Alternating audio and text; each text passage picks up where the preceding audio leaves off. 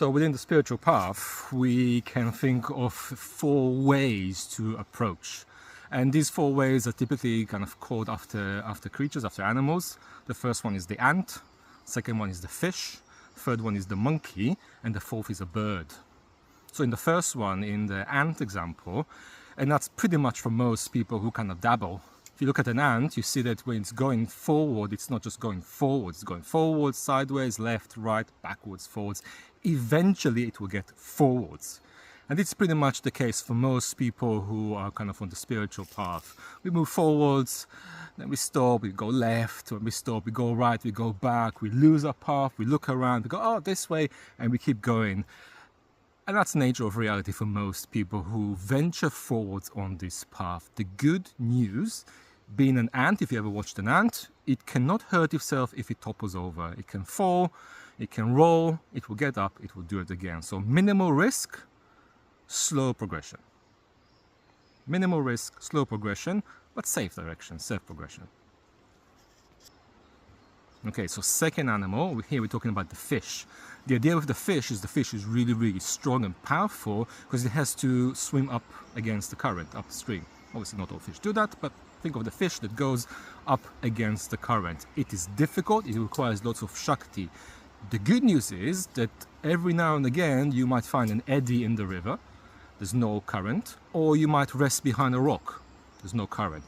Which means even though you are moving quite far forwards and you're moving really powerfully, you can always stop, you can always relax for a bit, and when you feel ready, go again. The fish, powerful but cautious.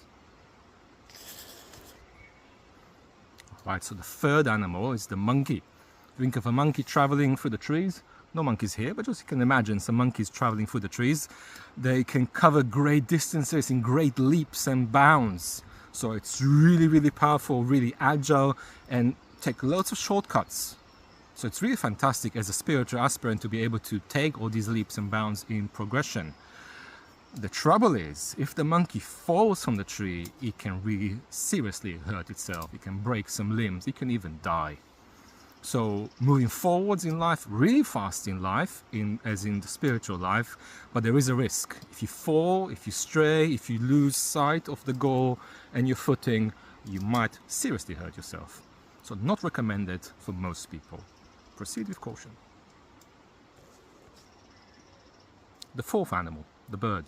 So different birds are depicted, but a bird. Think of a bird just leaping from the edge of a cliff and just going forever. Who doesn't want to be a bird, eh? Just that freedom to just go and go and go and go and go. This is the highest path, the hardest path. It requires lots of energy, obviously, to be able to fly, lots of trust to be able to just leap over the edge.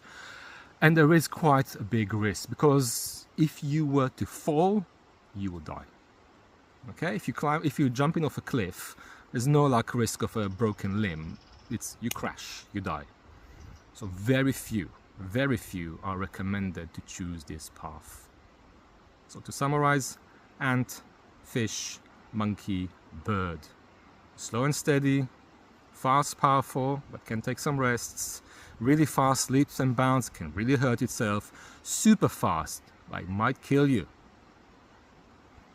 But as they say in the Bhagavad Gita, it's not how long you live your life. It's what you do with your life that matters. Om Namah Shivaya.